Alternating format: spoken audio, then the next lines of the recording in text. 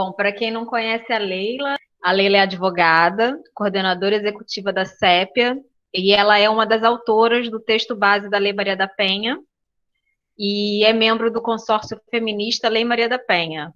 E aí vou falar com as minhas palavras, devemos muito a essa mulher, que é uma das pioneiras lá atrás, abrindo caminho para a gente. Assim, ela junto com outras, né? Abriram muito caminho para a gente estar aqui hoje, podendo estar falando disso, podendo estar discutindo, dialogando sobre todas essas coisas que a gente vem falando. Tá bom, Leila? Eu estou muito feliz de você estar aqui com a gente. Tá Obrigada. ótimo. Tá A fala bom. é toda sua. Tá bom. Boa noite a todas, e pelo jeito tem todos também aí, né? Eu agradeço o convite de estar aqui hoje com vocês. Dou os parabéns por um projeto. É sempre importante a gente estar fazendo ações voltadas não só para atuações de atendimento às mulheres em situação de violência, mas também ações de formação, né? De compartilhamento de informações. Isso é muito bom. E eu estou hoje aqui para falar da Lei Maria da Penha. E eu gostaria, talvez, antes de falar da Lei Maria da Penha, falar um pouco com vocês o que eu poderia chamar dos antecedentes da Lei Maria da Penha, né? Porque uma história de uma elaboração de uma lei, como a Lei Maria da Penha, ela não surge do nada, ela tem uma trajetória, ela tem uma herança de outras ações, né? De outros acontecimentos. E eu creio que muitas de vocês são mulheres, talvez, bem mais jovens do que eu, na faixa dos 40 ou até algumas menos, mas eu gostaria de lembrar um pouco que, no final da década de 70, as feministas já se mobilizaram de uma maneira muito forte contra a violência às mulheres.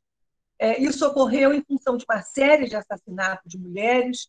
Curiosamente, foram 3 assassinatos de mulheres em Minas Gerais, depois um em São Paulo. E essas 4 mulheres assassinadas, elas tinham um ponto em comum. Elas eram mulheres, poderíamos chamar da elite.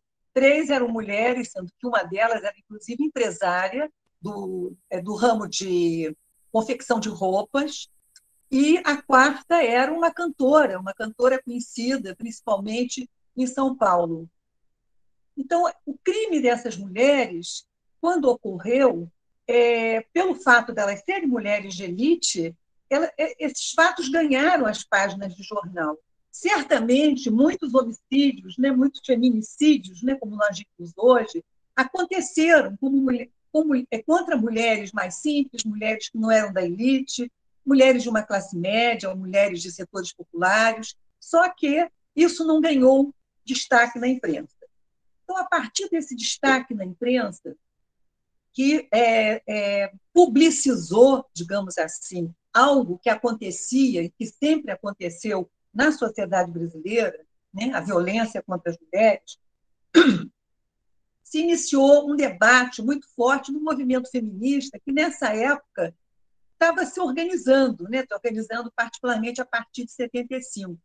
E talvez a luta contra a violência às mulheres tenha sido a primeira grande luta dos movimentos feministas brasileiros. Lutas não apenas da denúncia, mas de ir para as ruas, de pichar as ruas, de criar o slogan "Quem ama não mata". E um dos casos que ficou muito conhecido também, de uma mulher da alta sociedade, a Ângela Diniz, que foi morta aqui no Rio de Janeiro, mas era também uma mulher mineira. Isso ganhou, né, um destaque muito grande. Então, essa mobilização das mulheres colocou em xeque uma percepção que era, quer dizer, uma percepção dupla. De um lado, se considerava que a violência contra as mulheres era uma questão de foro privado. E mais do que isso, era em briga de marido e mulher, não se mete a colher. E, por outro lado, aquela história da pancada de amor não dói. Enfim, certamente as mães e as avós de vocês também ouviram isso, né? Pancada de amor não dói, briga de marido e mulher, ninguém mete a colher. Né? O Nelson Rodrigues, um famoso dramaturgo brasileiro, até chegou a dizer que a mulher de verdade gosta de apanhar. Então, para vocês terem uma ideia da cultura que permeava a sociedade brasileira, e nesse momento, na década de 70, as mulheres se colocaram contra isso, né? O movimento feminista se colocou contra isso. E porque esses homens, não apenas eles mataram essas mulheres, mas eles foram absolvidos.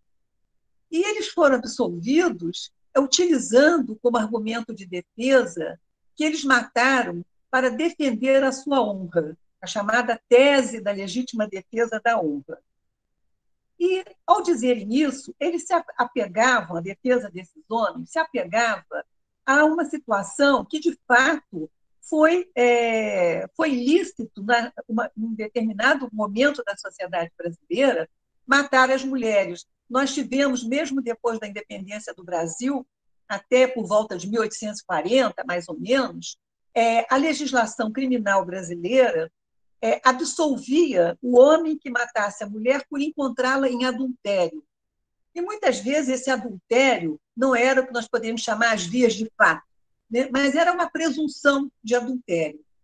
E isso, apesar da lei brasileira, do Código Penal de 1940, ter terminado com essa história do direito do homem matar a mulher, isso permaneceu no imaginário da sociedade brasileira, até porque até 1988, nós tínhamos um Código Civil que definia o poder do homem sobre a família. E não só sobre a família no seu conjunto, mas basicamente sobre a mulher. Então, apesar de não ser mais lícito o homem matar a mulher por encontrá-la em adultério, como dizia a lei, né, portuguesa, a legislação portuguesa, se tornou um comportamento bastante aceito pela sociedade brasileira. E, mais do que isso, essas mulheres foram descritas de uma tal forma que, de vítimas da violência, elas se tornavam verdadeiras autoras da violência.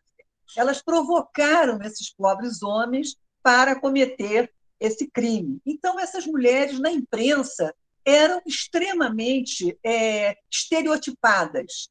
Eram mulheres fúteis, eram mulheres que gostavam de sair, de ter amigas. Umas fumavam cigarro, outras estavam usando a saia mais curta, afinal de contas, era a época da mini-saia, todas nós usávamos saias mais curtas. Muitas dessas mulheres queriam independência, queriam trabalhar, queriam voltar a estudar, e mesmo queriam terminar esses casamentos que eram casamentos certamente marcados por relações de poder desses maridos e marcados também por episódios de violência. Quer dizer, nós conhecemos o episódio máximo. Elas foram assassinadas, mas certamente, antes de serem assassinadas, essas mulheres sofreram vários tipos de violência física, sexual, psicológica.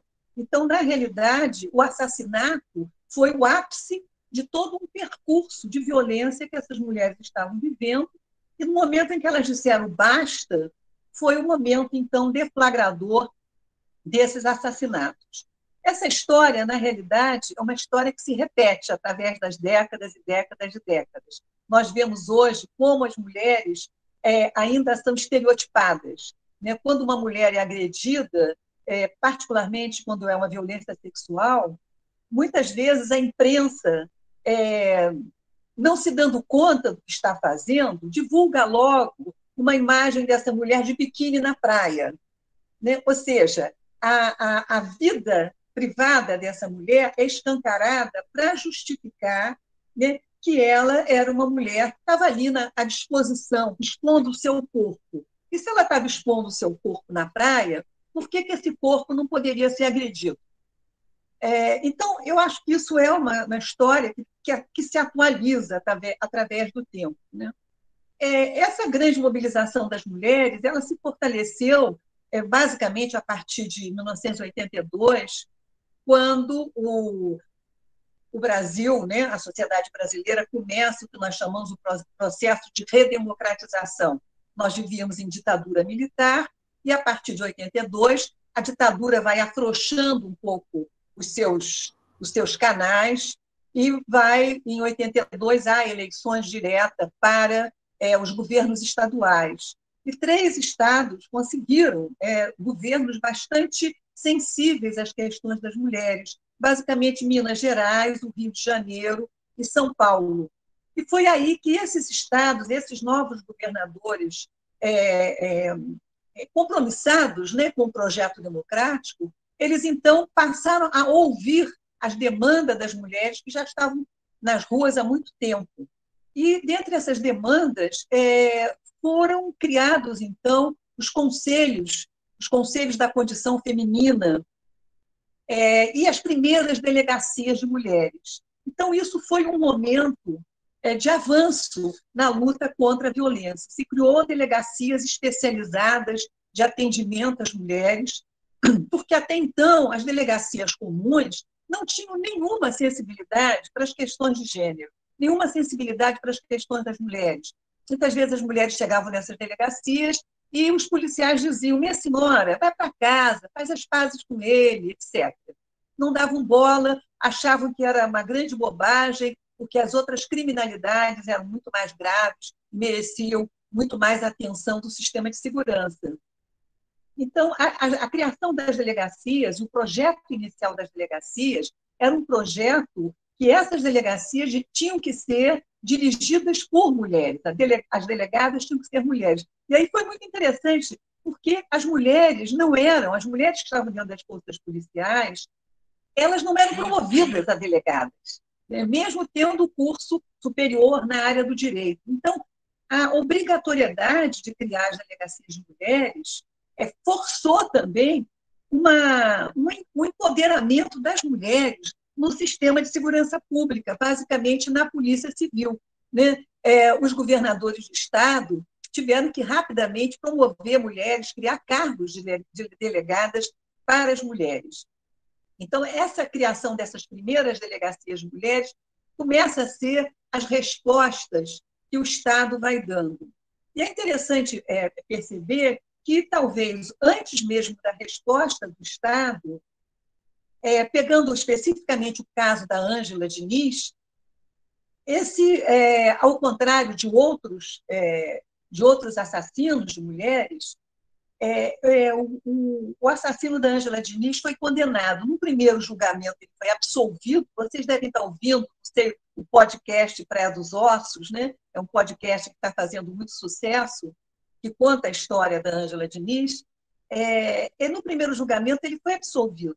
Mas a reação das mulheres, das feministas, contra essa absolvição foi tão grande, e não só uma reação de protestos, mas, inclusive, quando foi levado ao segundo julgamento, muitas feministas acamparam na frente do Fórum de Cabo Frio, porque naquela época Búzios não era um município autônomo, era distrito de Cabo Frio. Muitas mulheres feministas acamparam, e o final desse julgamento é o que o Doca Street foi condenado. E o advogado da família da Ângela Diniz, que era um criminalista muito importante, Heleno Fragoso, ele deu uma entrevista dizendo que a grande parte do fato do Doca Street ter sido condenado se deveu ao fato de que as mulheres feministas foram para as ruas. Então, começou a haver uma pressão sobre a sociedade para não aceitar mais esse tipo de situação, não só o assassinato, mas, basicamente, a impunidade dos autores dos assassinatos. Esse avanço também aconteceu já em 1985, quando foi criado o Conselho Nacional dos Direitos das Mulheres. E o Conselho Nacional dos Direitos das Mulheres fez várias campanhas. O Conselho era formado basicamente por mulheres que vinham dos movimentos feministas, né, por feministas, e o Conselho Nacional dos Direitos das Mulheres ele promoveu campanhas contra a violência, chamando pessoas públicas, né, atores, atrizes, personalidades, para fazer pronunciamentos nas redes das mídias na época, que não eram as mídias sociais, era a televisão, eram os jornais, contra a violência contra as mulheres. E o Conselho também promoveu uma pesquisa, que depois saiu num livro, que talvez vocês consigam ainda achar em estante virtual, talvez, que está esgotadíssimo. É uma publicação chamada Quando a Vítima é Mulher. Essa publicação demonstra o seguinte, pegando alguns dados estatísticos sobre crimes contra mulheres, se percebeu o seguinte, que quando a vítima é o homem, geralmente esse homem é agredido fora de casa por um outro homem, geralmente por um estranho. Quando a vítima é mulher, essa vítima é agredida dentro de casa por um homem, pessoa, que priva da sua intimidade.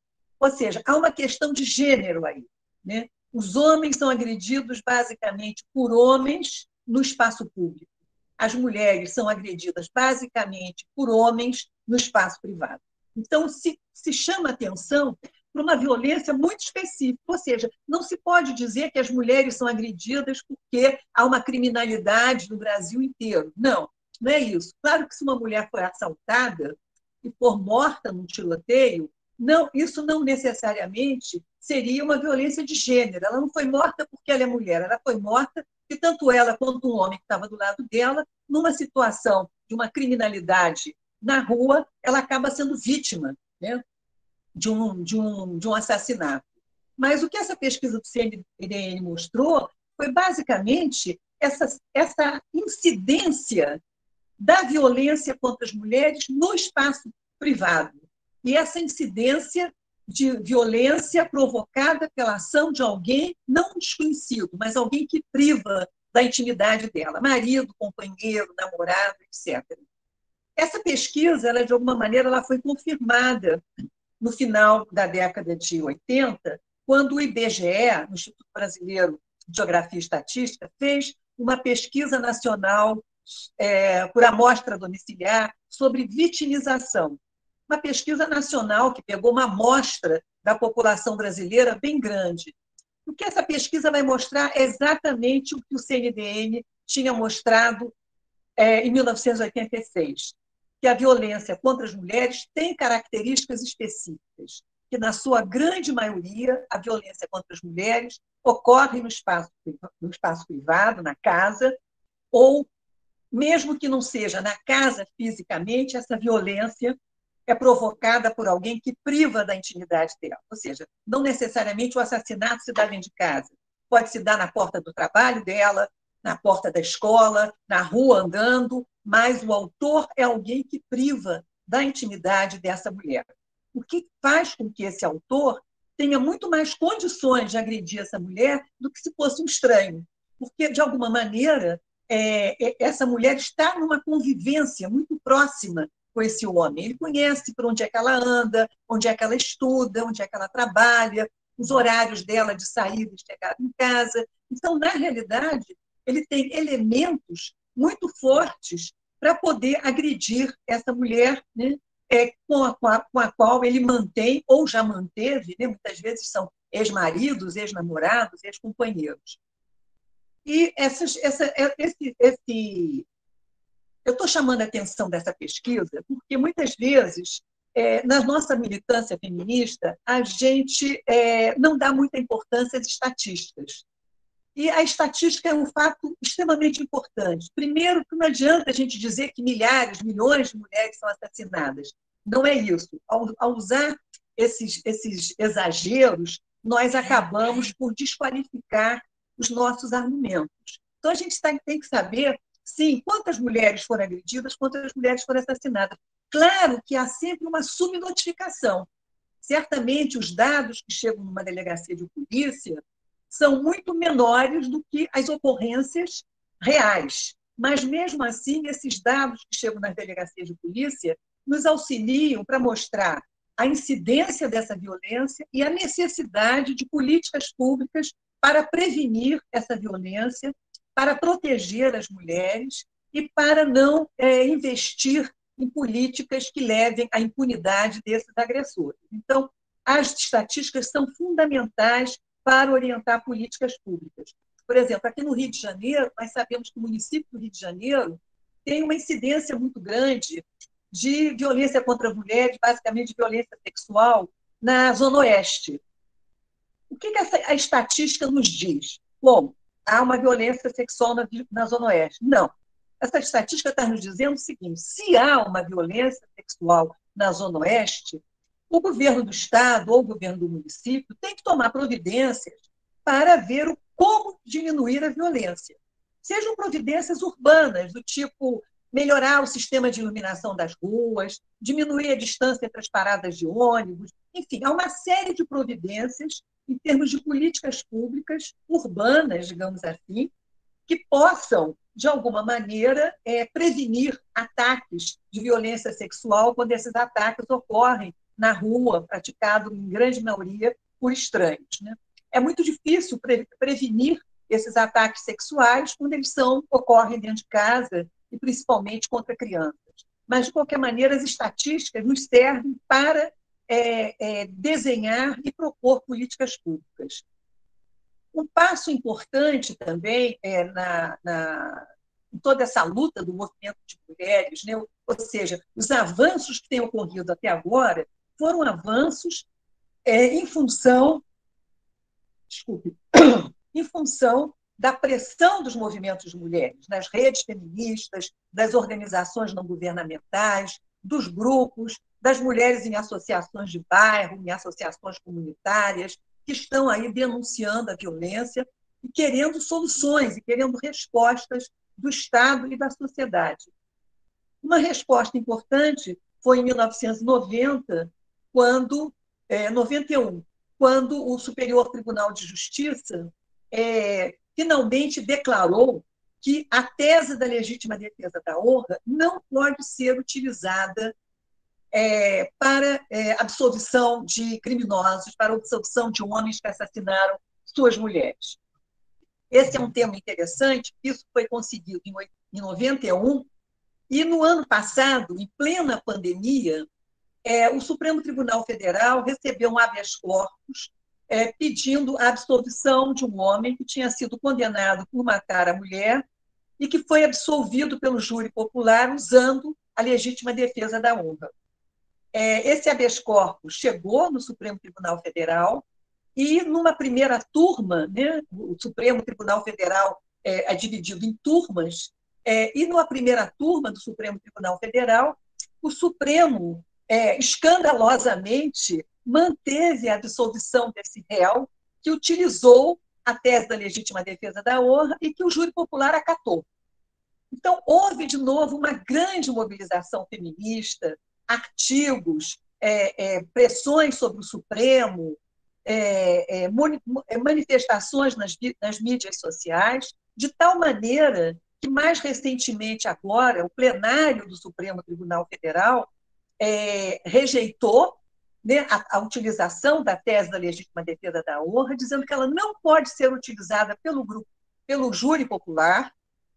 E, mais do que ter rejeitado, se vocês forem entrar na internet, né, no site do Supremo, vocês vão ver os discursos, as manifestações dos ministros quando eles deram seus votos. E são manifestações muito contundentes que certamente se calcaram em todas as argumentações que os movimentos de mulheres e feministas têm elaborado ao longo desses anos. Então, isso é um dado importante que a gente precisa ver, porque todo o tempo, né, a gente não tem uma evolução, mas, às vezes, a gente tem, nesse processo de evolução de direitos, situações de involução, ou seja, em plena pandemia, quando estamos todos preocupados com a pandemia, alguém vai escondidinho no Supremo Tribunal Federal, entra com habeas corpus. Só que nós, feministas, temos uma característica, a gente está sempre alerta. Né? Então, sempre que a gente pode, a gente realmente bota uma pedra no sapato, né? Desses que querem nos dar alguma rasteira, de alguma forma. Né? E essa tese, essa manifestação do Superior Tribunal de Justiça, naquela época, em 91, foi muito importante, porque logo em seguida houve a Conferência Mundial de Direitos Humanos, em 1993. E a Conferência Mundial de Direitos Humanos fez uma declaração muito forte, dizendo que a violência contra as mulheres é uma violação de direitos humanos, ou seja, não é um crimezinho, não é um crime de menor potencial ofensivo. A violência contra as mulheres é um crime de violação de direitos humanos.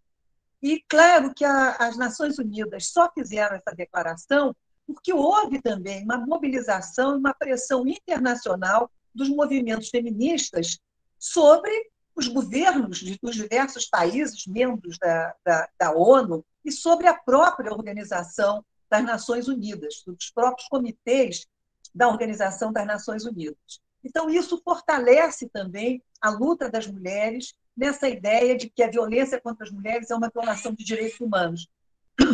E no ano seguinte,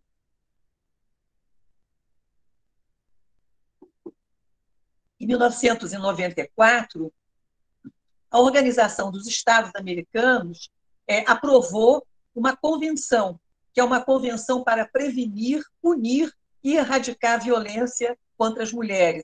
Ela é normalmente chamada de Convenção de Belém do Pará, porque foi aprovada numa assembleia da Organização dos Estados Americanos, na cidade aqui no estado do Pará, né, na capital do Pará, aqui no Brasil.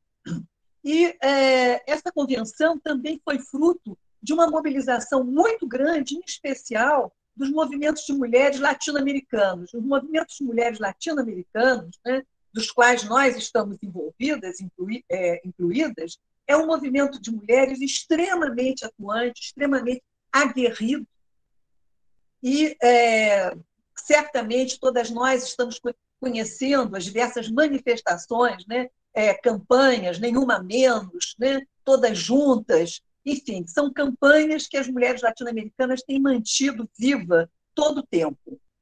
Bom, então a gente teve alguns avanços, né, nessa história da não aceitação, da não naturalização da violência contra as mulheres e de não se aceitar a impunidade desses homens agressores. Bom, no entanto, apesar disso, né, a realidade das mulheres não foi necessariamente muito impactada por esses avanços. A gente continua vendo um aumento da violência contra as mulheres, continua vendo a naturalização dessa violência. Ainda ouvimos muitas vezes essa ideia de que em briga marido e mulher ninguém mete a colher, ruim com ele, pior sem ele é o pai dos seus filhos, você não trabalha, como é que você vai se sustentar, etc., etc. Cada uma de nós poderia usar uma frase sobre isso.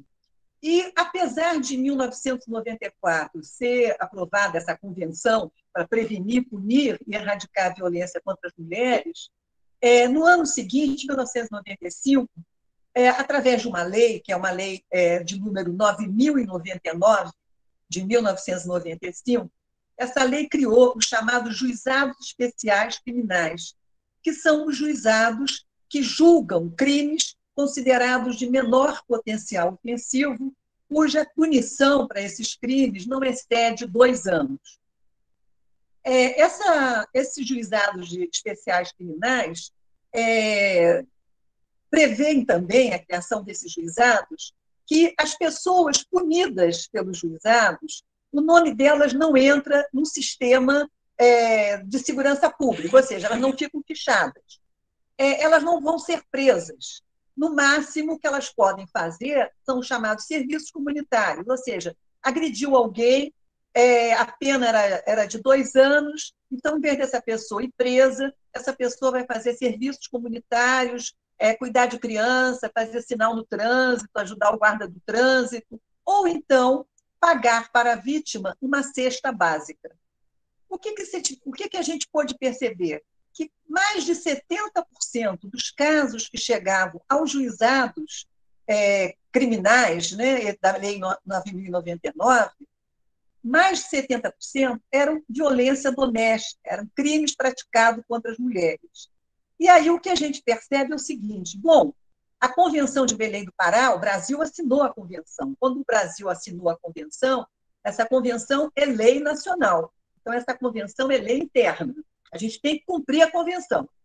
Mas, ao se criar, ao se colocar a violência contra as mulheres, basicamente essa violência física, essa violência dos socos, das agressões, cuja pena não ultrapassa 2 anos,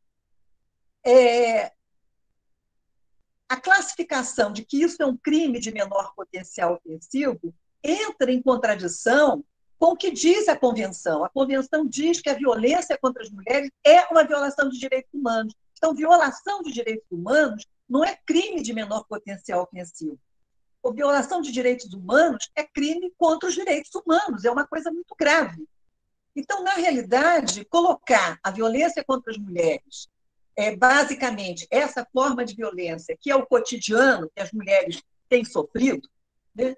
E que muitas vezes, se não há nenhuma atuação da sociedade ou do Estado em proteger essas mulheres, essa violência cotidiana pode acabar, sim, num feminicídio.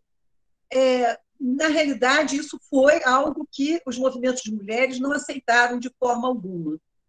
E aí, nesse momento, basicamente, já tinha havido uma denúncia contra o Brasil, né, na Corte Interamericana de Direitos Humanos, em relação a uma mulher, né, Maria da Penha Fernandes, que tinha sido vítima de 2 tentativas de feminicídio por parte do seu marido. Esse homem continuava quase 20 anos depois, sem um julgamento definitivo, ele continuava solto. Então, isso era um caso de omissão do Estado brasileiro, do não cumprimento da Convenção para prevenir, punir e erradicar a violência contra as mulheres, da Convenção de Belém do Pará. Então, 2 organizações de direitos humanos, o CLADEM, que é uma organização feminista, inclusive, e o CEGIL, junto com a vítima, com a Maria da Penha Fernandes, levaram essa denúncia à Corte Interamericana de Direitos Humanos, que condenou o Brasil.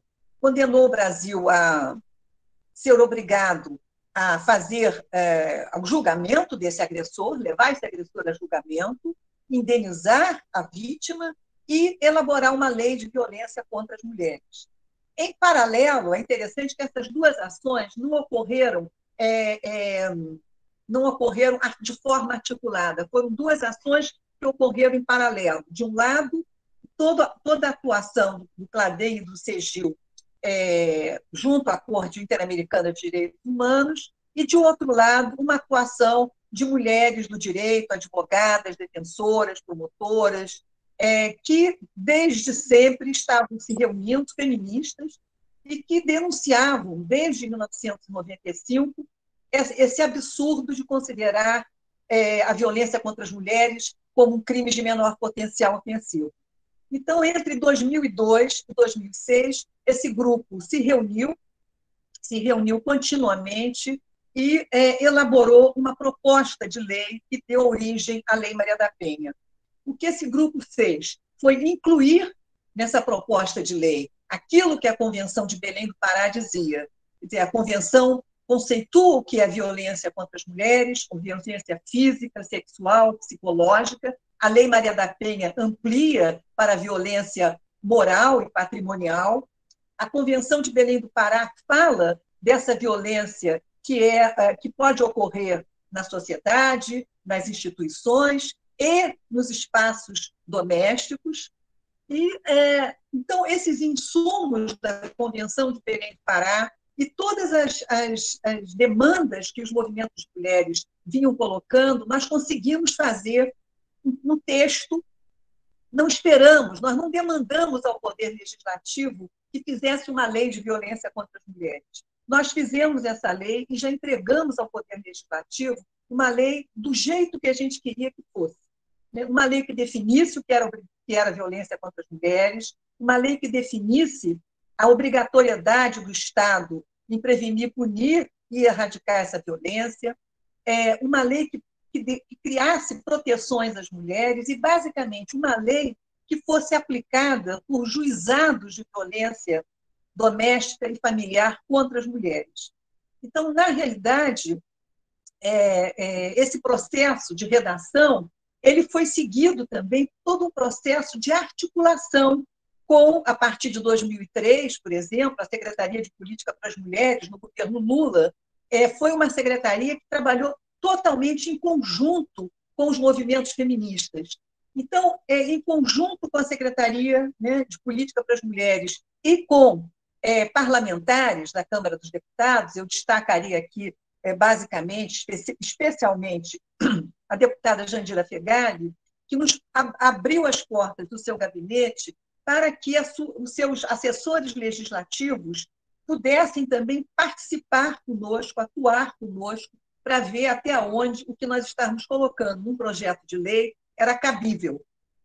Ou seja, existe toda uma exigência, né, para você estar propondo um projeto de lei. E, essa articulação ela foi seguida de visitas a diversas cidades brasileiras, onde as mulheres, em audiências públicas, falaram também sobre a violência contra as mulheres. Muitas eram vítimas de violência, outras eram as mulheres que estavam atendendo a mulheres em situação de violência. Então, tanto a Secretaria de Política para as Mulheres quanto a Câmara dos Deputados teve, né, elementos muito fortes para defender esse projeto de lei, esse texto de lei que nós, então, tínhamos elaborado. Então, a Lei Maria da Penha ela também vem com um dado interessante, porque a Convenção de Belém do Pará ela é uma convenção que fala da violência contra as mulheres em vários espaços, no espaço doméstico, no espaço institucional e no espaço público. No Brasil, houve enfim, uma proposta desse grupo de juristas de elaborarmos uma lei de violência doméstica, porque a violência doméstica era exatamente a violência cuja sociedade brasileira naturalizava. A violência doméstica não era considerada violência pelo Estado brasileiro e pela sociedade brasileira. Isso é verdade. Então, era importante dar ênfase nessa violência contra as mulheres. Claro que as mulheres sofrem assassinatos, sofrem violências sexuais, também sofrem agressões, também no espaço público. Mas a violência no espaço, essa violência no espaço público é reconhecida como violência, mas a violência contra as mulheres não era reconhecida como violência. Então, na realidade, a Lei Maria da Penha, né, ela vai colocar como violência de gênero. Isso é muito importante, isso levanta uma série de questões, porque não apenas nós estamos nos referindo a um sexo biológico, mas nós estamos nos definindo como uma identidade de mulher. Então, nesse sentido, a Lei Maria da Penha, ao ser uma lei sobre violência de gênero, ela é uma lei também que pode ser utilizada por aqueles e aquelas que se identificam, né, como mulheres. E aí há toda a discussão sobre transgêneros, travestis, enfim, toda uma mobilização do movimento LGBTQ sobre também a possibilidade da utilização da Lei Maria da Penha, e isso tem ocorrido e tem sido possível. Então, a Lei Maria da Penha cria uma série de elementos, né, que eu acho que são elementos que vocês estão trabalhando, né, na atenção à violência contra as mulheres, conhecem. Né? É uma lei que cria, na realidade, uma obrigação de articulação entre todos os entes federativos, o poder federal, estadual e municipal. A gente poderia dizer como, né, na realidade, o cumprimento da lei vai se dar através de políticas públicas de âmbito local, nos governos, nos estados, nos municípios, mas isso não exime o poder federal de elaborar também ações voltadas para a prevenção da violência contra as mulheres.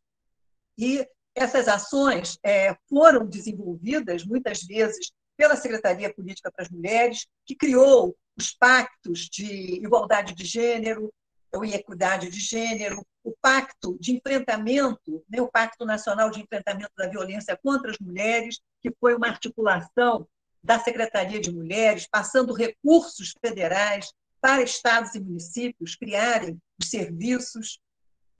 E a Lei Maria da Penha, então, ela tem essa característica de ser uma lei para ser aplicada de forma articulada, não apenas entre os entes federativos, mas de forma articulada também entre os diversos entes estaduais ou municipais. Ou seja, não é apenas uma lei que tem que ser cumprida pelo sistema de segurança pública ou pelo sistema de justiça, mas é uma lei também que envolve o sistema de saúde, políticas na área de trabalho, políticas na área de geração de renda, políticas de habitação. Se a gente for, muitas vezes, a Lei Maria da Penha é lida apenas na sua parte criminal, e é importante que a gente leia os primeiros artigos da Lei Maria da Penha, porque é uma lei que tem essa característica de se preocupar com a cidadania das mulheres. Ela fala sobre os direitos das mulheres, o direito a uma vida sem violência.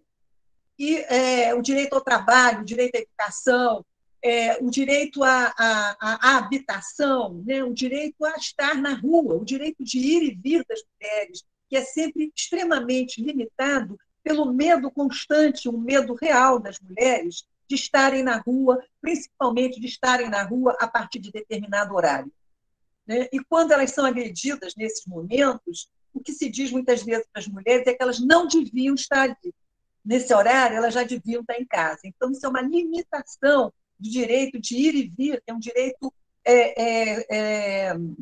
centenário, mais do que centenário, previsto em legislações de diversos países, que começou lá na Inglaterra, em 1200 e tanto. Né? Então, esse direito de ir e vir é um direito extremamente importante de ser consagrado e ser respeitado. Então, ao criar esse mecanismo para coibir e prevenir a violência contra as mulheres, o que a gente pensou, ao propor a lei, é que a lei tivesse um caráter híbrido. Ou seja, a mulher que vai a um juizado de violência doméstica, ela não apenas vai para dar a denúncia de um crime, mas ela vai também para querer terminar com essa relação e ter medidas que não são necessariamente medidas criminais, que são medidas de caráter de direito de família, por exemplo. Então, muitas vezes, os juizados, até hoje, não necessariamente ampliam para atender a todas essas questões de direito de família. Muitas vezes, os juizados apenas dão como medida cível a pensão alimentícia, alimentos provisórios.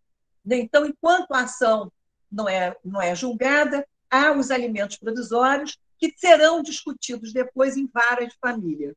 Isso, na realidade, limita a aplicação da lei, porque o que nós queríamos é que a própria vara de violência contra as mulheres tivesse tanto um juiz, uma juíza criminal e uma juíza civil. Então, essa mulher que vai ao juizado dar a denúncia de uma violência, ela também, ao lado, nesse mesmo espaço, ela tem o atendimento da juíza de família para ver outras questões. Alimentos, esse homem quebrou as coisas dela, ela quer restituição de objetos, ela quer que ele saia da casa. Então, tem toda uma discussão de separação judicial, guarda de filhos, enfim, há uma série de questões que essa mulher está também precisando de atenção, né? Não apenas na denúncia ao seu agressor. E a violência, e a Lei Maria da Penha, né, ela vai também estabelecer uma articulação entre o sistema de segurança, o sistema de justiça, o Ministério Público e a Defensoria Pública.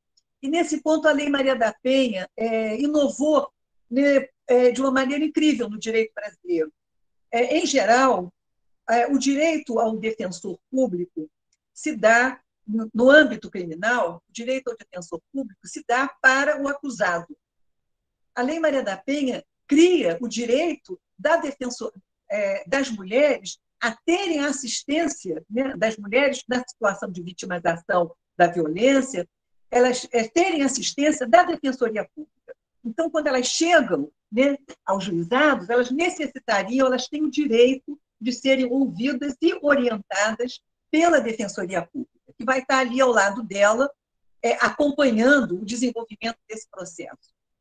Mas a Lei Maria da Penha fala de algo que tem sido esquecido, que é a questão da prevenção, né? Tem se investido muito pouco na prevenção da violência doméstica e familiar contra as mulheres. E o que é a prevenção, né? A Lei Maria da Penha fala na necessidade da capacitação permanente quanto às questões de raça e etnia, capacitação dos funcionários que atendem essas mulheres, seja na área da justiça, da saúde, da segurança pública. E o que a gente vê muitas vezes é que não necessariamente esses funcionários recebem uma capacitação permanente. Não é uma aulinha de vez em quando. É isso entrar no currículo das academias de polícia, por exemplo. É isso entrar no currículo das faculdades de direito, nas questões ligadas ao concurso público para a Defensoria, Ministério Público, Poder Judiciário. Ou seja, há necessidade de uma capacitação permanente sobre essas violências, que são violências que se articulam de uma maneira ainda mais perversa quando nós vamos olhar as estatísticas e vemos que são as mulheres negras, né, ou são as mulheres mais pobres, que são as maiores mulheres, que é o maior número de mulheres vítimas de violência de gênero, e de raça e de etnia. Então, a lei também prevê a promoção de programas educacionais, a inclusão nos currículos escolares para conteúdos relativos a direitos humanos, a equidade de gênero, de raça e etnia, ou problema de violência doméstica e familiar contra a mulher. E aí eu pergunto, né, essas questões estão nos currículos escolares? Claro que nos currículos escolares de crianças pequenas, do primeiro grau, esses temas deverão ser levados adequados, né, de uma maneira adequada ao linguajar e à maturidade da criança. Mas já no segundo grau, já na faixa das crianças de 10, 12 anos, é fundamental que isso seja discutido abertamente. Essas crianças, muitas vezes, não só presenciam as violências, mas essas crianças sofrem a violência.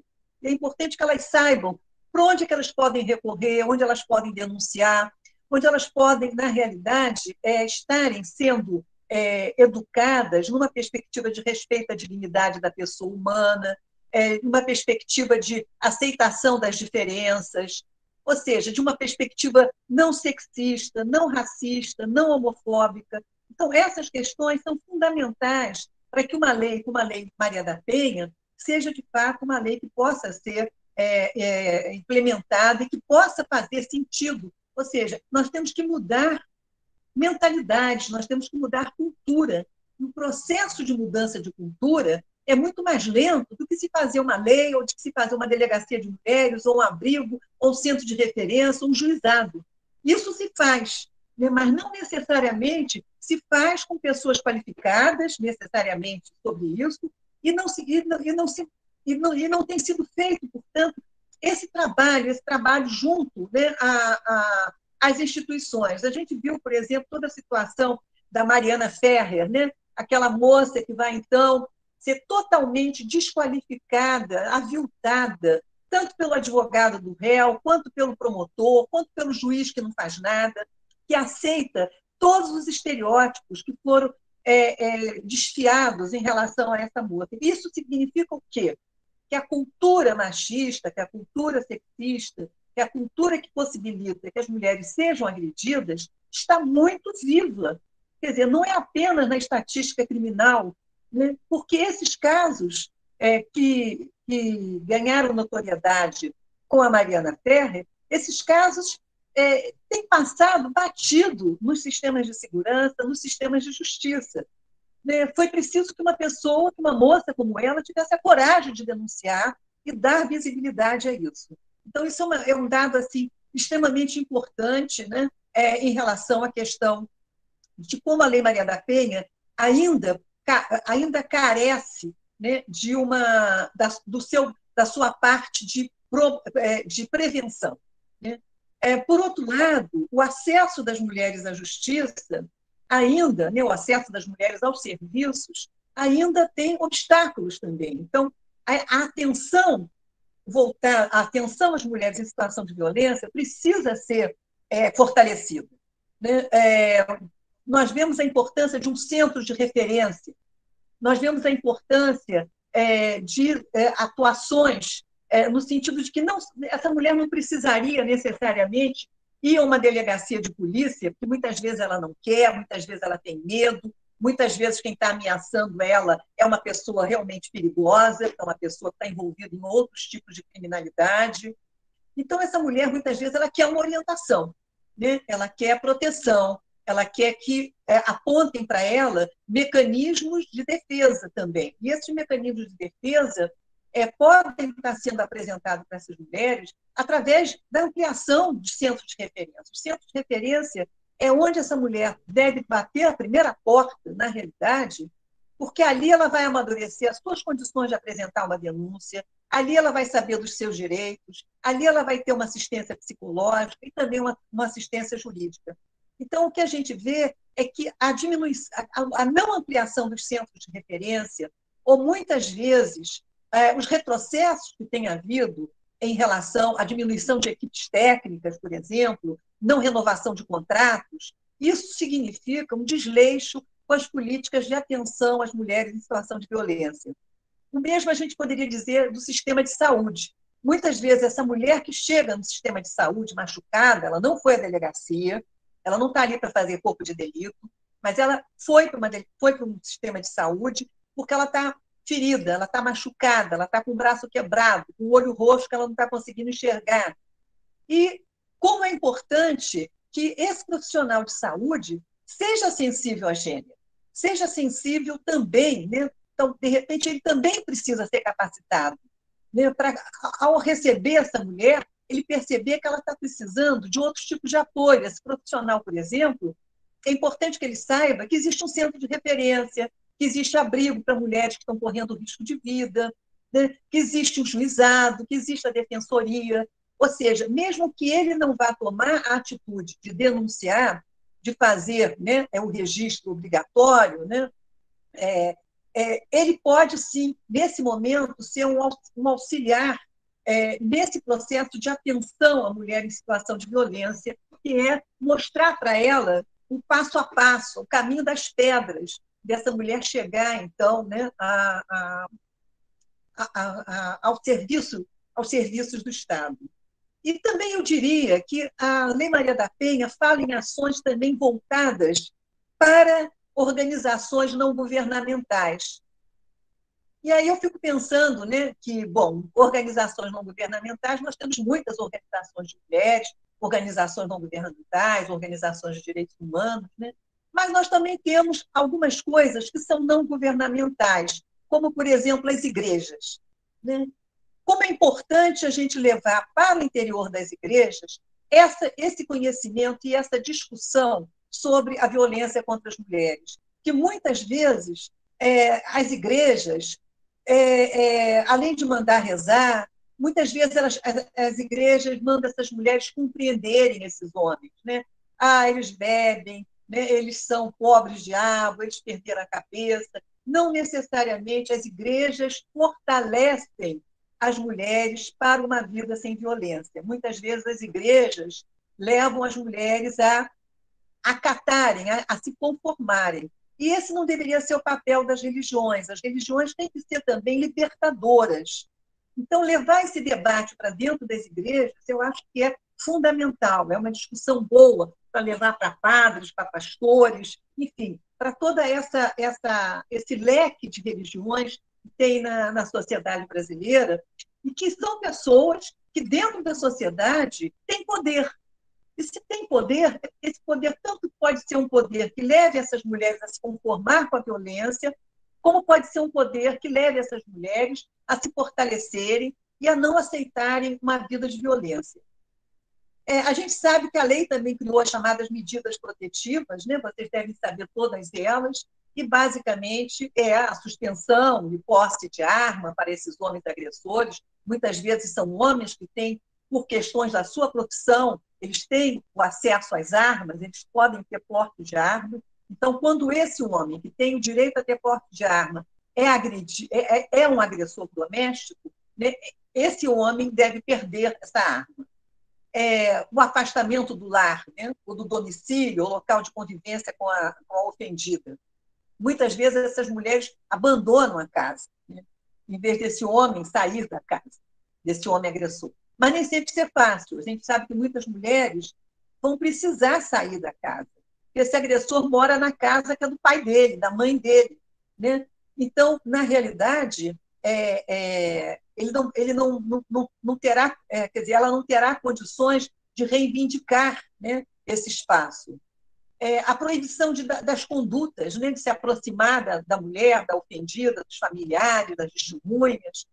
Isso é importante, porque muitas vezes essa proibição é uma proibição que não se restringe, não se limita ao espaço de moradia, mas se limita também aos espaços de trabalho, a academia de ginástica que essa mulher vai, né? Muitas vezes ele vai e se registra, né, nessa academia de ginástica, que é a academia de ginástica que ela está frequentando.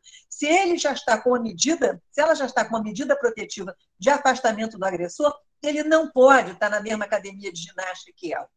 Então, isso poderia ser considerado. Ah, não, mas eu tenho direito a fazer ginástica. Sim, meu senhor, vai fazer ginástica em outra academia, não nessa academia. Enfim, claro que a rasteira, né, que se quer dar na lei, né, são múltiplas. Né? Então, a questão da aproximação da ofendida também é fortalecida em relação à utilização de qualquer meio de comunicação. Né? E a gente sabe que isso tem sido frequente. Né? Invasões de celulares, invasões de computadores, né? Uma série de mecanismos, né? Para burlar a privacidade dessa mulher, né? E muitas vezes esses chamados crimes cibernéticos, né? Que é expor, então, as fotos dessa mulher durante a convivência. Então, isso é uma violência moral contra essas mulheres. Então, expor isso, né, é realmente estar incidindo contra a Lei Maria da Penha. E um ponto dessas medidas restritivas, né, para os homens diz respeito à restrição e suspensão de visitas aos dependentes menores. Muitas vezes essa mulher está escondida num abrigo. Né? Então, como é que vai se dar essa visita? Ela está escondida no abrigo com os filhos. Então, como é que vai se dar essa visita? Então, eu acho que existe uma boa discussão, né, entre, muitas vezes, o juiz não está entendendo isso, né, e diz, não, o pai tem direito a ver os filhos, sim. Né? Bom, vamos discutir, porque ele pode ver os filhos, mas esses filhos podem ser levados para um outro lugar que não seja o lugar que esses filhos estão morando. Né? Ou seja, esse contato com esse filho, com essa filha, pode se dar em outro lugar. Por outro lado, a se investigar também se esse homem que agrediu a mulher, ele também não é o agressor da criança. Né? Então, essa discussão é uma discussão que precisa tomar, que a gente precisa tomar cuidado, né? Não se querendo retirar a convivência da criança com o pai, desde que esse pai não seja um pai agressor da criança. Então, essas são questões problemáticas também quando se está discutindo a questão da restrição e suspensão de visitas.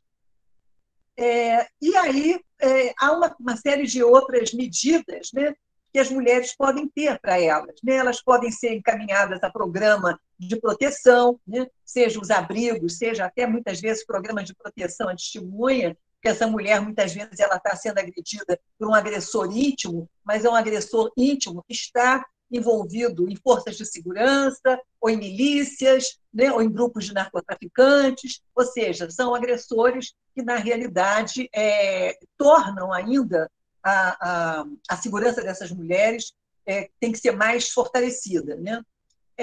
Uma outra coisa também, né, é essa coisa de levar, não se pode aceitar que a mulher receba a intimação para entregar ao agressor, não pode. Né? Essa coisa de, eu não vou subir o morro porque lá em cima eu não tenho condição, né? Não, não tem essa. Né? A intimação ao agressor não pode nunca ser entregue pela mulher ao seu agressor. Né?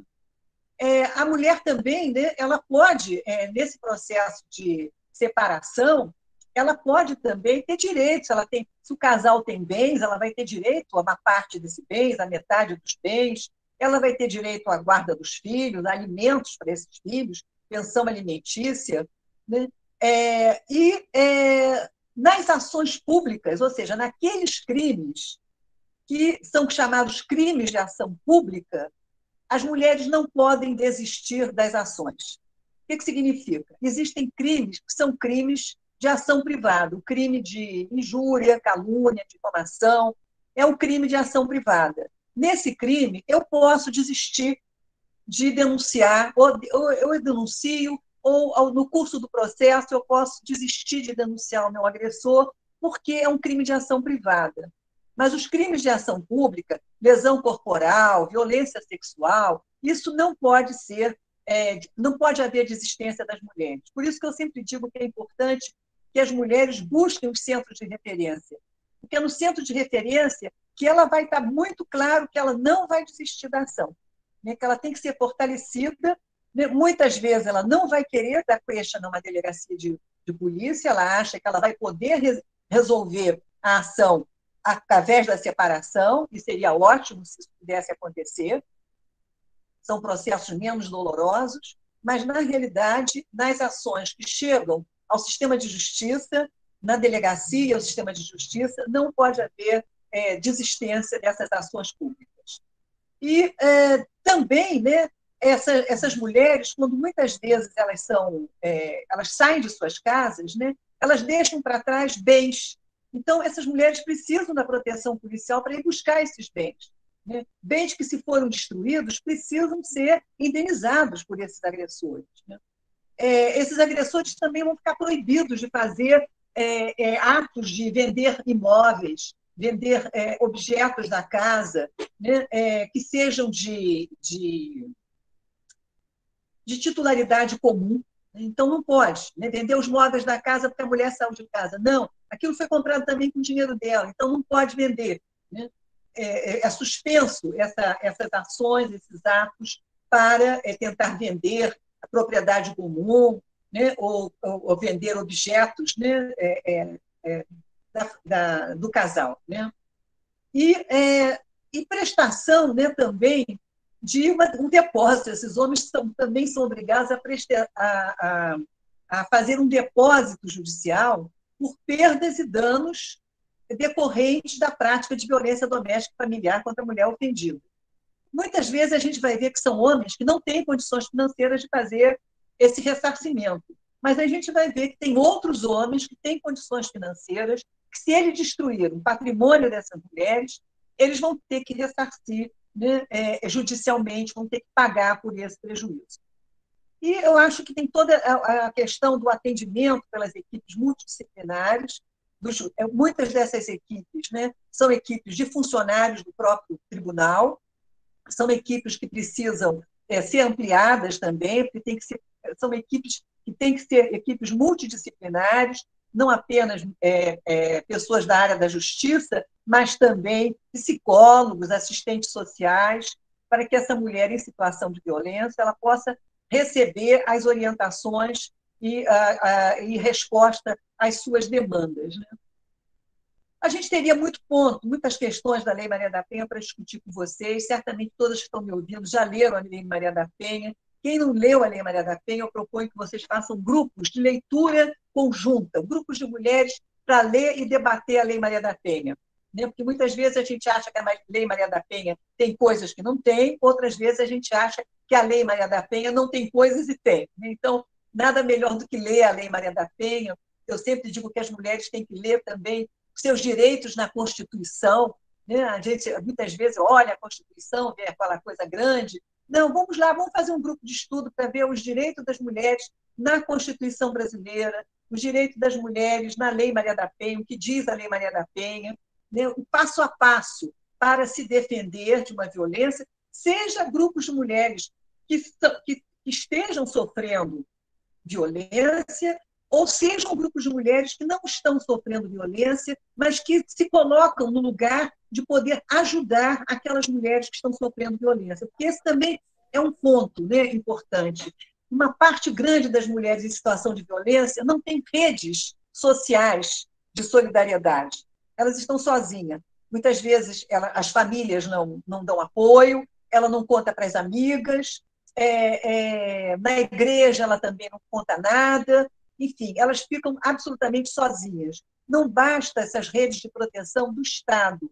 É preciso a gente fortalecer redes de proteção sociais nas nossas comunidades, nos nossos grupos, que a gente precisa saber como a gente pode ajudar uma mulher em situação de violência.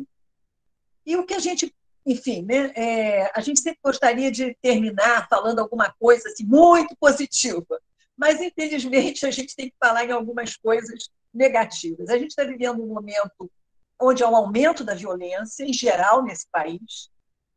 O Brasil é um país muito violento, né? E, basicamente, o Brasil é muito violento em relação aos jovens negros, à população negra, que é a população que mais, né, sofre violência, e também é a população que é mais punida pela violência e que, portanto, não tem assistência necessária para se defender desse sistema carcerário tão desgraçado. Mas o que a gente está vendo é um aumento da violência e ausência ou uma fragilização das políticas de prevenção, das políticas educativas, um discurso de ódio que corre a sociedade, um discurso misógino, sexista, um discurso homofóbico, racista, ampliação do acesso às armas, né? A intolerância muito presente na sociedade brasileira. Então, esse é um cenário muito duro para todos nós, né? E, ao mesmo tempo, a gente vai ver como, né, as equipes dos serviços estão também tendo dificuldades. Os orçamentos municipais e estaduais não fazem necessariamente as previsões orçamentárias necessárias para a manutenção desses serviços e das equipes técnicas. A gente está vendo aí a persistência dos estereótipos, né? E as discriminações no sistema de justiça. O caso da Mariana Ferrer não é o único caso, né? E, ao mesmo tempo, a gente vê no Congresso Nacional também tentativas de enfraquecer a Lei Maria da Penha, né? E, para isso, quando a Samanta me apresentou como membro do consórcio Lei Maria da Penha, o consórcio originou-se pelo grupo de mulheres da área do direito que elaborou o texto base da Lei Maria da Penha. E, desde 2006, nós nos mantemos ativas no consórcio, tentando monitorar como a Lei Maria da Penha está sendo implementada, né? Muitas de nós têm pesquisas sobre isso, como é que está funcionando o acesso das mulheres aos serviços, como é que está funcionando o acesso das mulheres às medidas protetivas. Enfim, a gente tem, ao longo desses 15 anos, acompanhado a Lei Maria da Penha, né? Tanto nas suas questões, nos seus avanços positivos, quanto nas limitações que a sua implementação vem sofrendo. Então, diante desse quadro, né, eu acho que é importante uma questão de resistência, né? Resistência e promoção de cidadania, né? Como é que a gente poderia estar pensando, né, nessa resistência e promoção de cidadania? Primeiro, a gente está sempre atenta, né, a monitorar o que está acontecendo. Como é que está funcionando o abrigo, como é que está funcionando o centro de referência, como é que estão funcionando as delegacias de mulheres, enfim, ouvir as mulheres. Né? A partir disso, a gente propor, a gente tem uma atuação propositiva, não basta se queixar que não está funcionando, a gente tem que mostrar como é que deve funcionar. Né? E é importante, nesse sentido, a gente ouvir as mulheres que já receberam medidas protetivas, a avaliação que elas fazem, né, sobre as medidas protetivas. O que elas gostariam de ter mais? O que funcionou? O que funcionou muito bem? O que funcionou pouco? Né?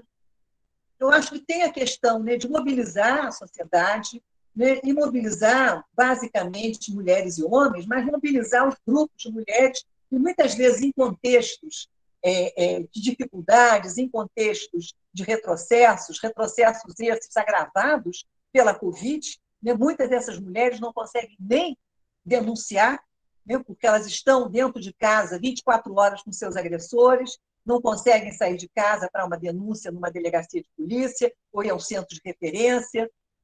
Então, as campanhas, né, que estão sendo lançadas de criar mecanismos para que essas mulheres possam denunciar sem que esses homens vejam.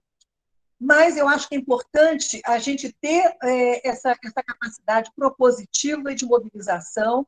Eu chamo a atenção para uma campanha maravilhosa que está sendo lançada, que é o Alerta Feminista, né? Nem pense em me matar, é o Alerta Feminista contra o feminicídio. Né? Nós temos uma lei desde 2015 do feminicídio, uma lei que, por força de um deputado que, naquele momento, tinha o poder de alterar o texto do projeto de lei que muitas feministas queriam para a lei do feminicídio, retirou a palavra gênero.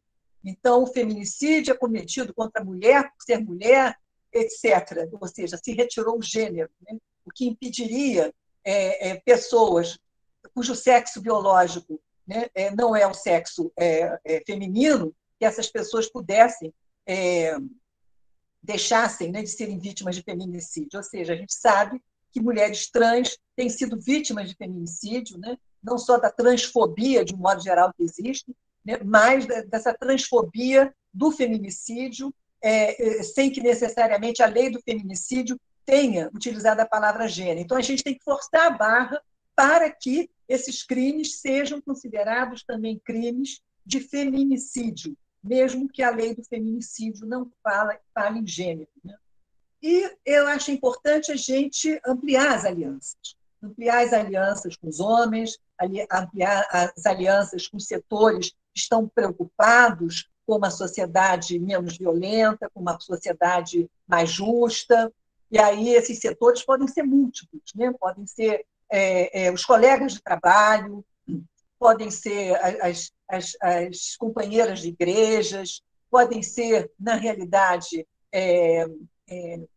funcionários da administração, que são mulheres que estão ali também querendo avançar numa sociedade mais justa, mais equilibrada, uma sociedade sem violência.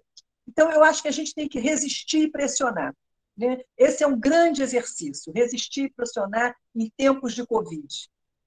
Vamos nos juntar ao alerta feminista, vamos nos levar a levante feminista contra o feminicídio, vamos nos levantar todos os dias, né, para dizer não à violência e para não nos cansarmos disso, né? Porque muitas vezes nos vencem por cansaço. Então, a gente não tem o direito de ficar cansada, né? Então, é um pouco isso que eu queria falar para vocês hoje. Acho que eu falei demais, né? Então, a gente acho que ainda tem um tempinho aí para algumas perguntas, a gente fazer um debate, né?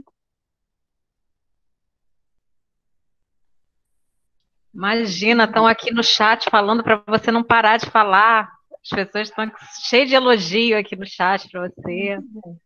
Ah, você quer ler as perguntas, Ana? Eu leio? Como é que a gente faz? Aí depois abre quem quiser fazer outras perguntas. Estou procurando aqui. Pode seguir, Samanta, tá ótimo. Acho que eu achei a primeira. Se tiver alguma anterior a essa, você me fala.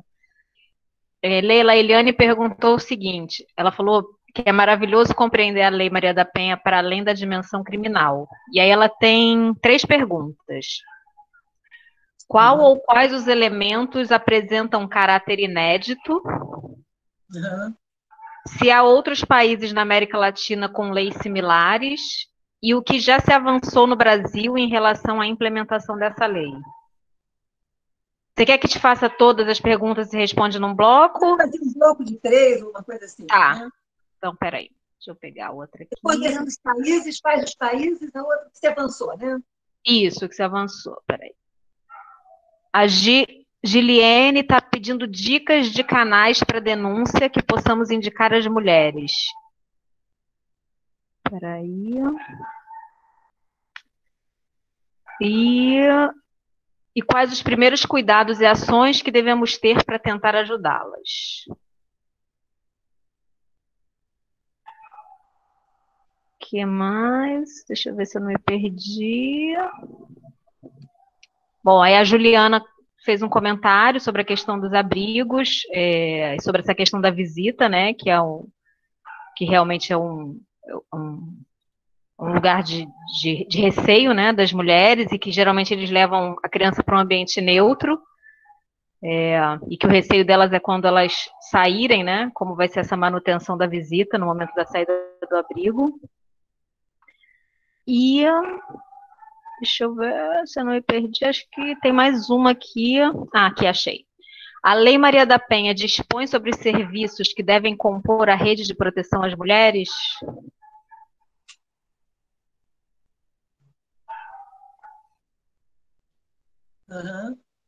Tem mais uma, que aí eu acho que, né, a gente fecha aqui nesse bloquinho, peraí.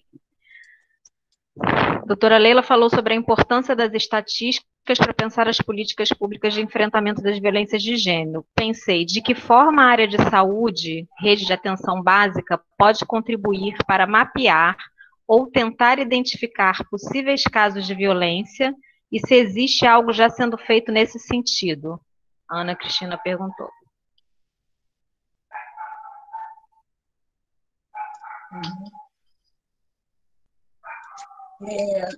Da Eliane, a primeira pergunta da Eliane, qual foi?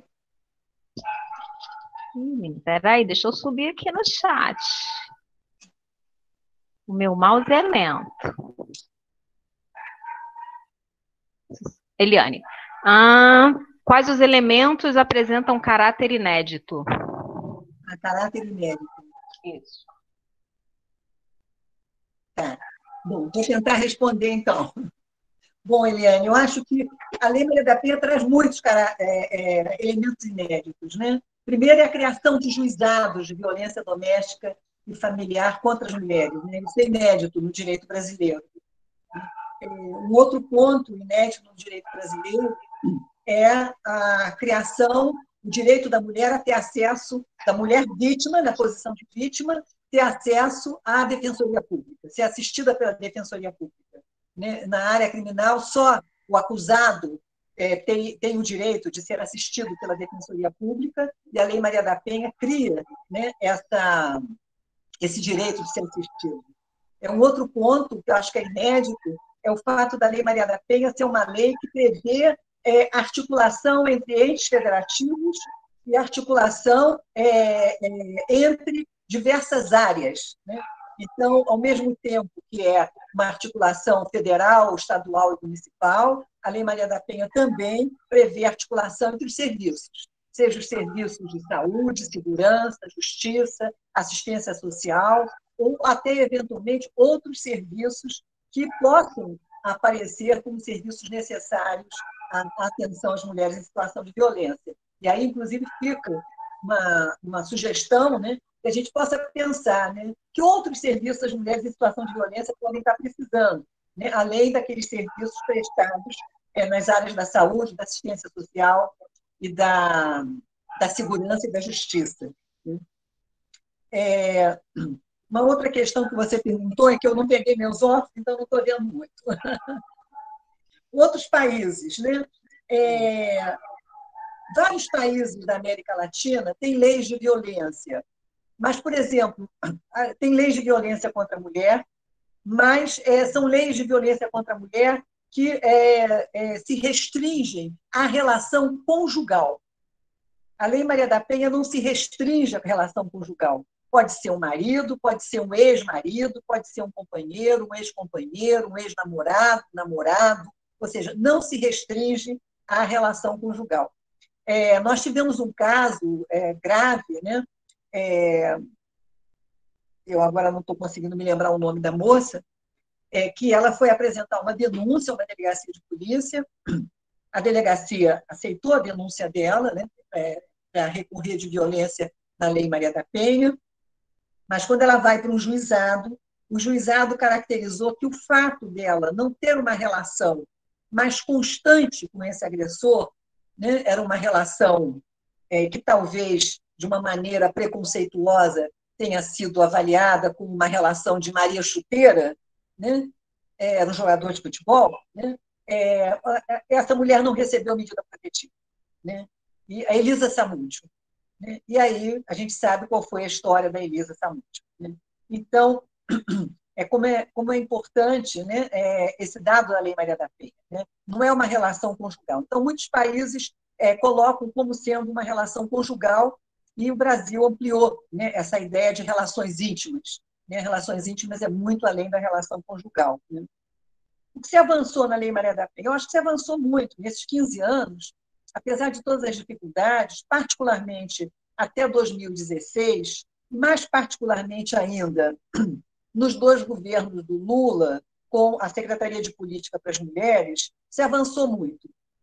Se elaboraram normas técnicas de como deve ser o atendimento nos abrigos. Então, o abrigo não se abre de qualquer maneira. Há que ter uma norma técnica nacional. Né?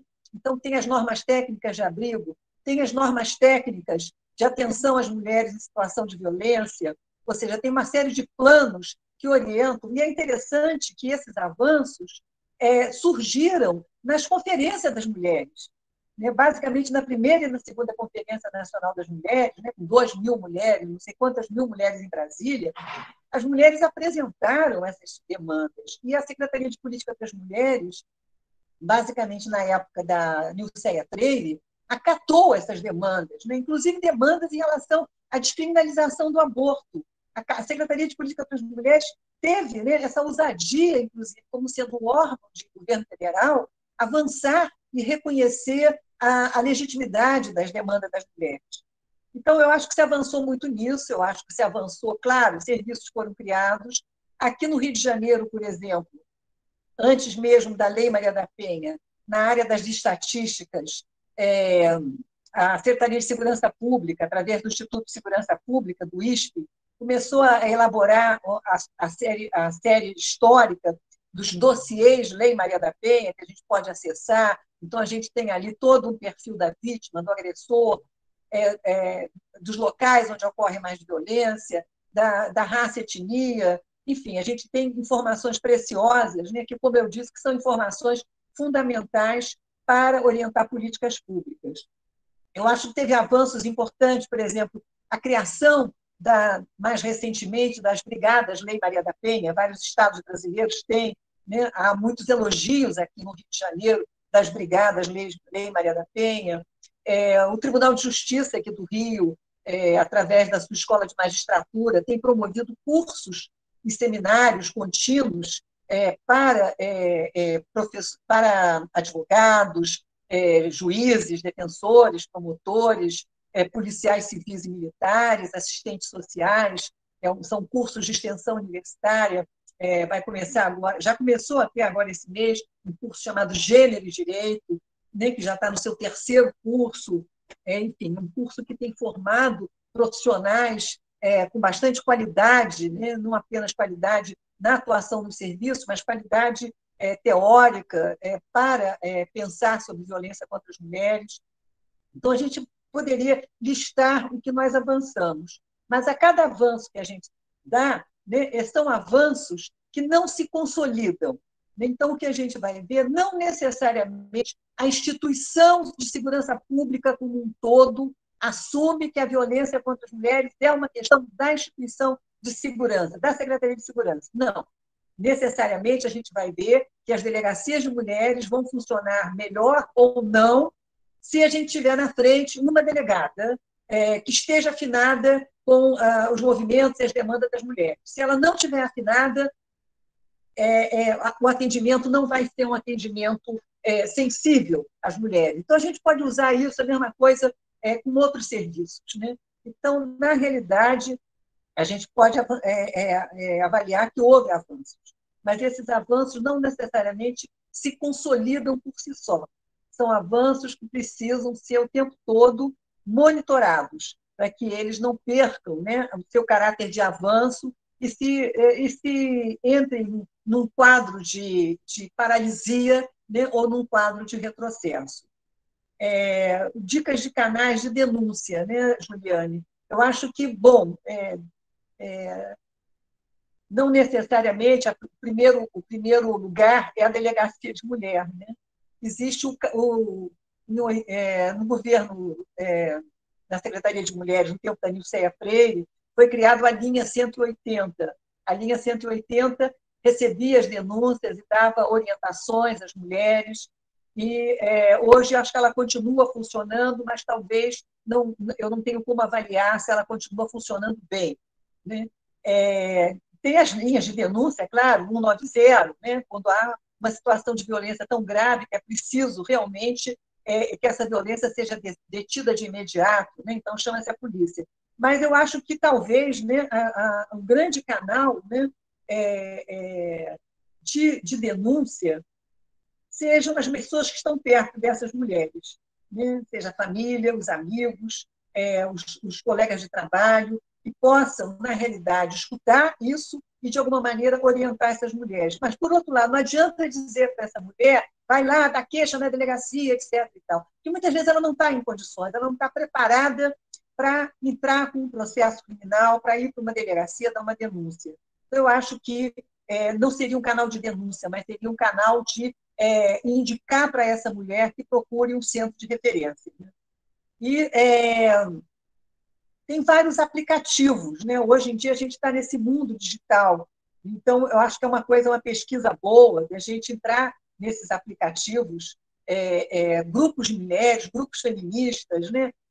Como esse, Maria das Graças, né? Como os grupos Asmina, tem vários grupos que estão atuando junto a mulheres, muitos são associações de moradores, né? De comunidades, grupos de mulheres em comunidades. Então, eu acho que esses grupos também são grupos que precisam ser valorizados e que precisam também ser conhecidos pelas mulheres.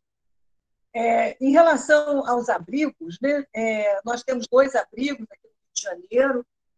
Eu sei que um abrigo, que é o abrigo municipal, que é um abrigo dos mais antigos, é um abrigo que tem uma equipe técnica de ótima qualidade.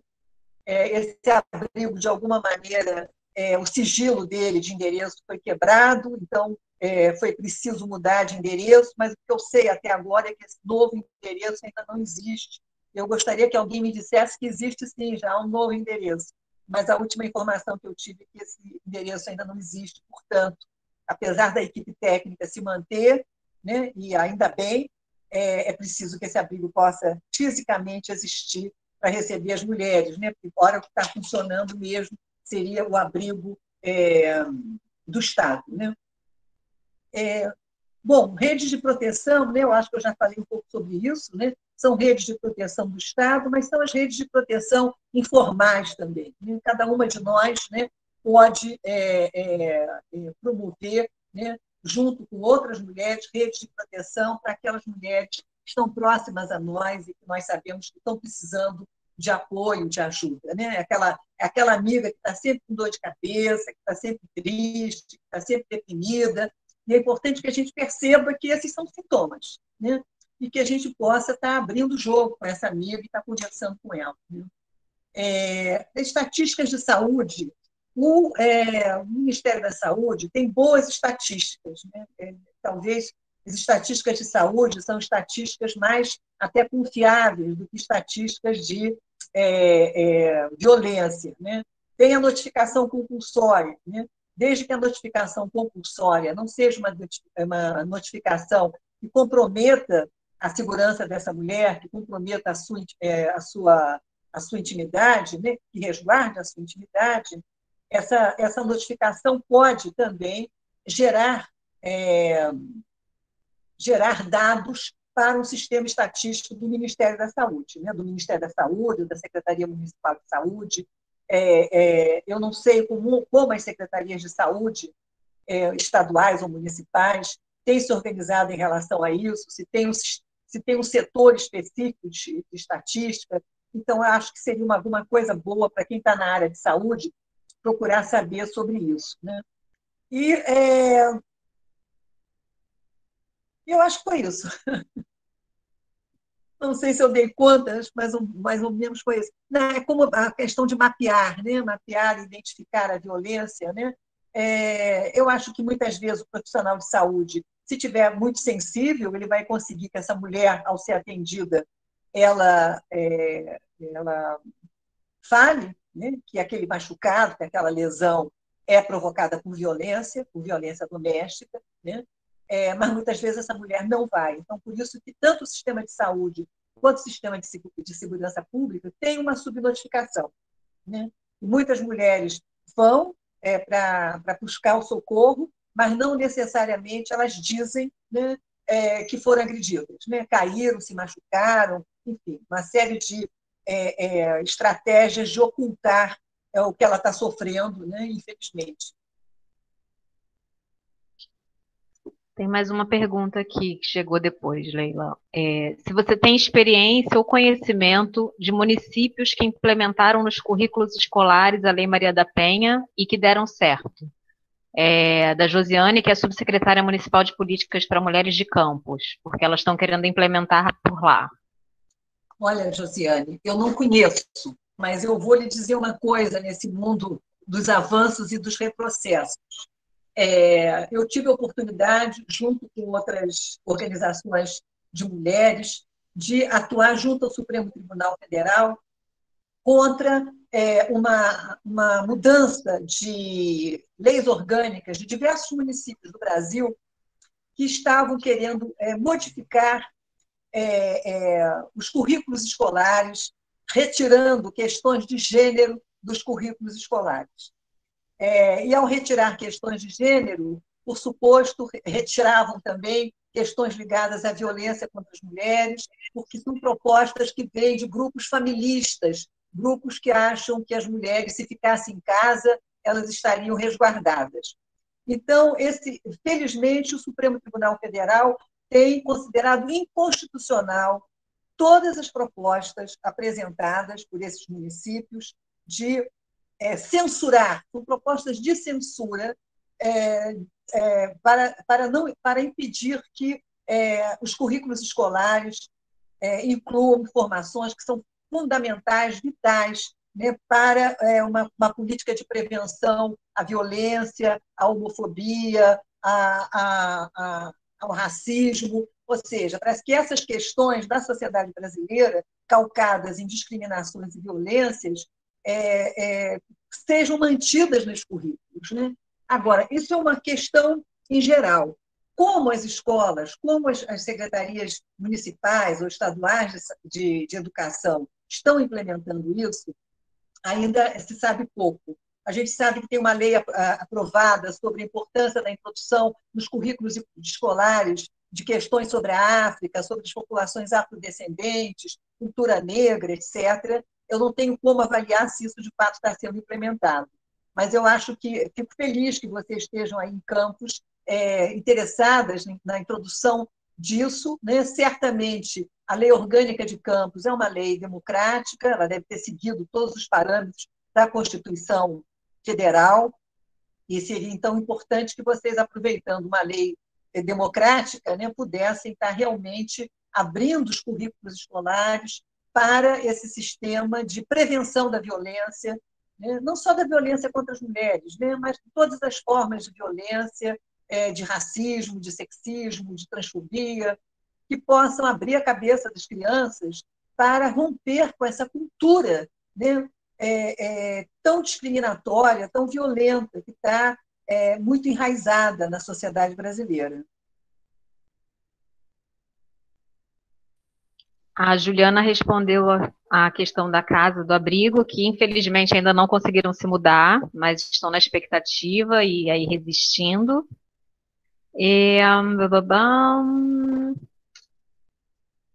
Aí a Josiane está falando que lá em Campos tem a Casa Mulher Benta Pereira, né, que abriga mulheres e crianças. E acho que foi isso. No chat, acho que eu não perdi nenhum. Se alguém tiver mais alguma pergunta, quiser falar alguma coisa, quiser abrir o microfone e fazer também, fiquem à vontade. Ainda temos um pequeno tempinho para aproveitar, Leila.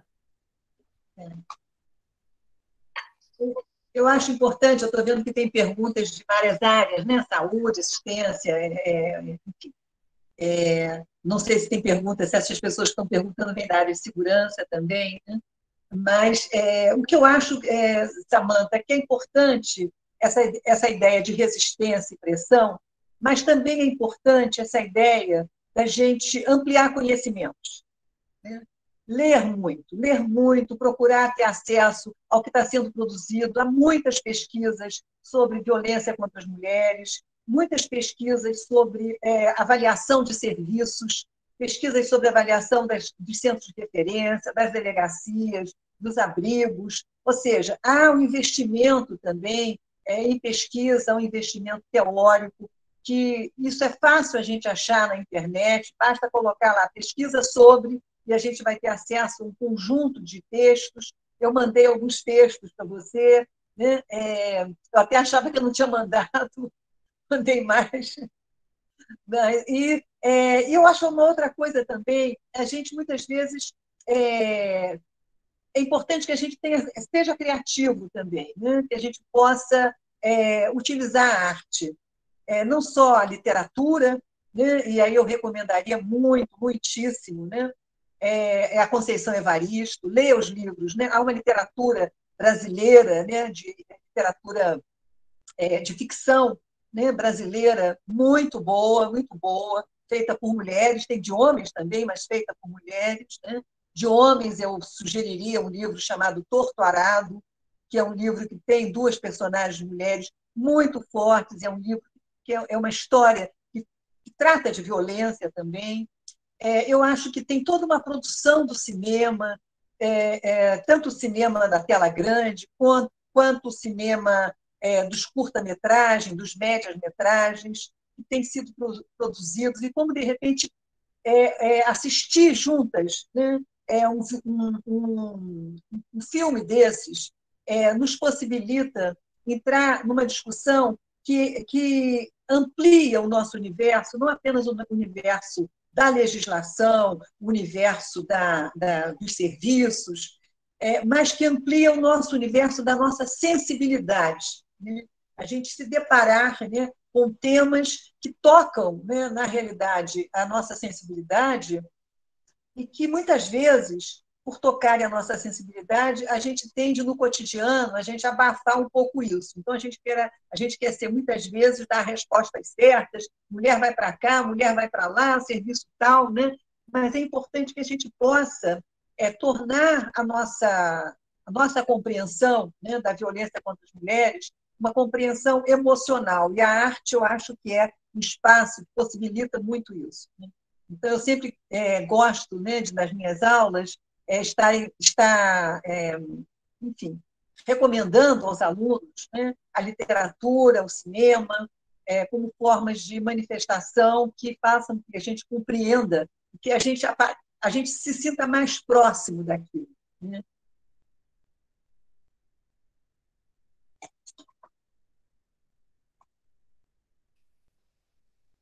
É isso, tem um monte de elogio. Eu ia falar isso, se você puder mandar, se você tiver mais indicações, que a gente encaminha para elas, né, pelo grupo. E tem se você pudesse ler o chat, você ia ficar muito feliz, tem muitos elogios. Mais alguém, gente, tem alguma consideração, alguma coisa para falar? Teve uma pessoa que perguntou o seu contato, Leila, se tem algum contato que possa posteriormente estar entrando em comunicação com você, se você puder passar. Tá, eu tenho um e-mail, que é o meu último sobrenome, basted@sepia.org.br. Tá, vou colocar aqui.